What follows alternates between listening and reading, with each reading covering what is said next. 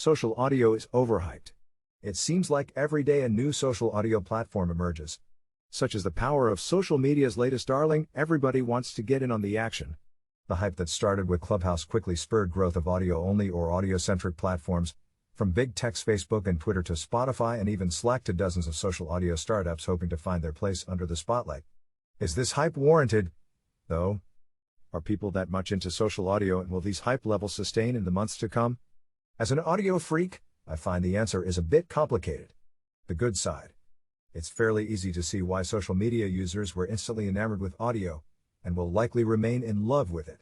For starters, it emerged as a welcome break in a most opportune time. Because of the lockdown and social distancing, the audio-only approach to social media offered a welcome break from the usual screen fatigue that only grew worse by being tied down to a couch. Arguably, the biggest appeal here is the way conversations are held, through genuine speech. When I say genuine, I mean actual people. Speech communicates ideas and plays a powerful role in communication. As a form of social behavior, speech also forms relationships. Through ways of speaking, we signal and create in our minds the relative status of speakers and a certain level of rapport. It's one thing to read a comment by a random username, or even a person. Hearing their voice allows for a deeper connection as you have something to tie to their online persona. You get the feeling you know the people you follow on social media better. Very few things, if anything, can replace or mimic the intimacy of the spoken word.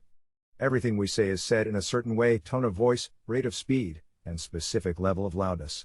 The speaker is literally inside a listener's head, so when they are talking about something in an audio-only environment, they really have the attention of their audience.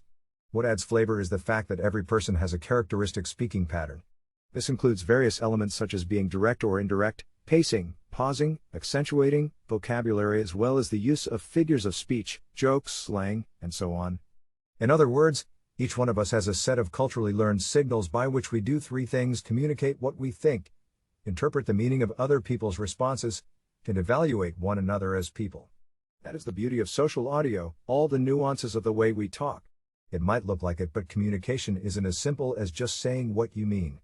How you say it is crucial, and differs from one person to the next, as everyone behaves differently socially. How we talk and listen matters. Also, long-form conversations are hard to pull off via text, as are group conversations. The intimacy of our voices makes audio social media that much more appealing, especially when social distancing is a thing. There's the benefit of comprehension based on the speaker's inflections or intonations, as some nuances can only be communicated via audio. Implementing the immediacy and raw emotion of the medium into the core experience is driving people to connect via voice again, effectively coming full circle from the initial promise of cell phones. One story that really resonated with me was Israelis and Palestinians bonding via a clubhouse room during times of most recent turmoil. A private chat quickly turned into a meaningful, emotional conversation where both sides had open and impactful conversations from their own perspectives. As a person smack in the middle of this seemingly never-ending conflict, you can see why this has hit close to home. Audio, in general, has that kind of influence, to get to you in a deeply personal and liberating way. In my case, that impact was only amplified. Social audio works incredibly well in that regard due to the medium's intimate and immersive nature that leverages storytelling. The latest craze in social media has proven that it is more than able to engage people in deeper ways, perhaps even more than digital media has traditionally been able to. The bad and potentially ugly side. Generally speaking, the only kind of social audio I can think of is a big one: live moderation. Moderating for misinformation, hate speech, and harassment is a task that most platforms perform inadequately at best. Add in the real-time element and the job becomes significantly harder. Rooms with hundreds or thousands of people listening in, where anyone can come and go as they please, are tough to police. Right now, Clubhouse is doing it by empowering its moderators to mute and flat-out remove other speakers if any form of abuse surfaces.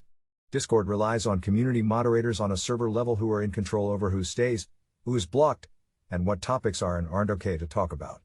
Plus, there is the trust and safety team as a backup.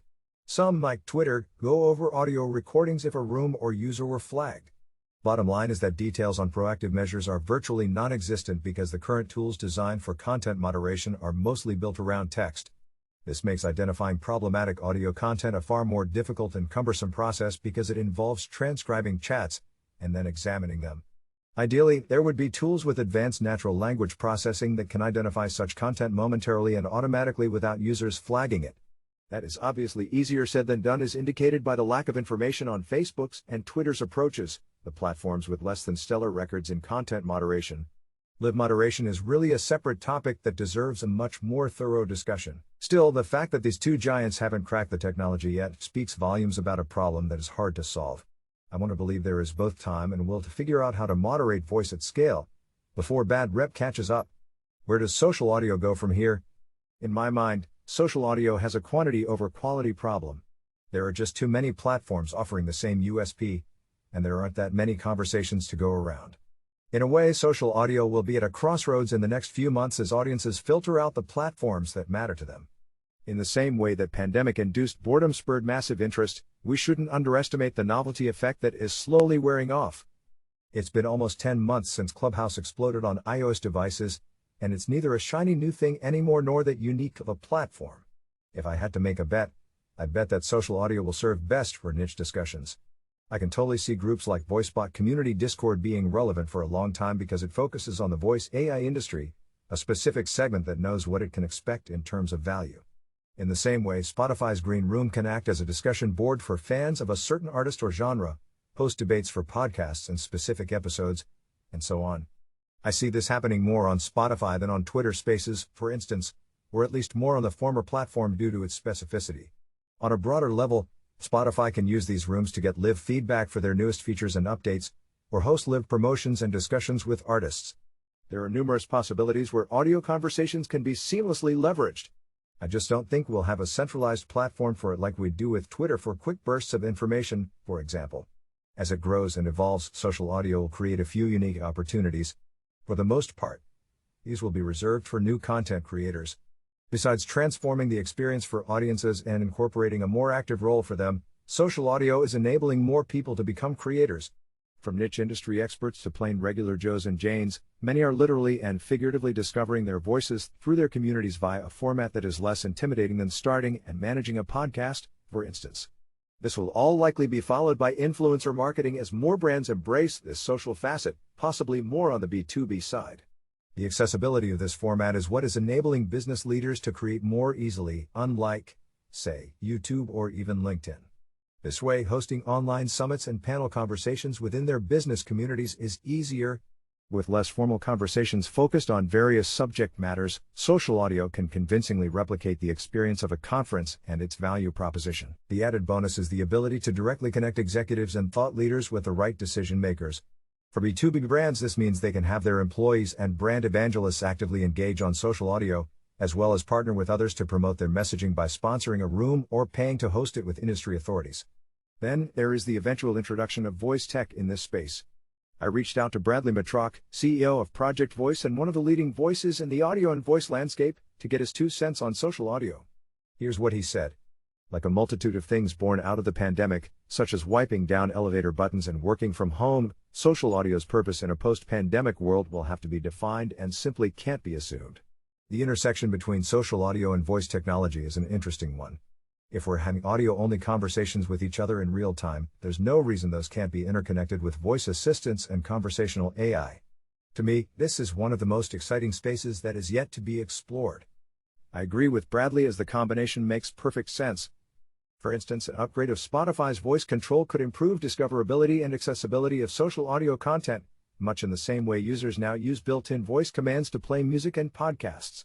We'll see who makes the first tangible move and gains the competitive edge, arguably something that will be very much needed in the sea of Clubhouse clones and big-name platforms. Final thoughts. There is no doubt that social audio is slowly bringing about a major change in social media. Still, it's too early to tell how much of this virtual socialization will stick once the novelty effect fully wears off. Right now I'm in the waiting mode to see which platforms get filtered out for specific conversations. It will take some time for platforms to learn what creators and listeners prefer from their live audio experiences. However, it's clear that one obvious path to integrating social media content into daily life is through the eardrums, at least for the time being. The proof that audio is the next frontier is not just in social media, it's in media in general. Netflix's audio-only background playback on Android and YouTube's audio-only ads when listening to music and podcasts in the background on desktop are clear indicators how being audio-centric as much as possible is a growingly important part of the broader media ecosystem. Furthermore, a user-driven audio platform poses a significant threat for the digital publishing industry, especially those publishers who have invested resources in developing original audio content. They need to consider the impact of such user-generated content and act more deliberately regarding their audio strategy. On the other hand, this can and should be the impetus for other publishers who are still unsure about their approach to audio. In a media environment where players include big tech and popular audio platforms such as Clubhouse, the balance of power can shift quickly and irreversibly. Make sure you're following me on Twitter for ongoing updates, tips, and industry takeaways.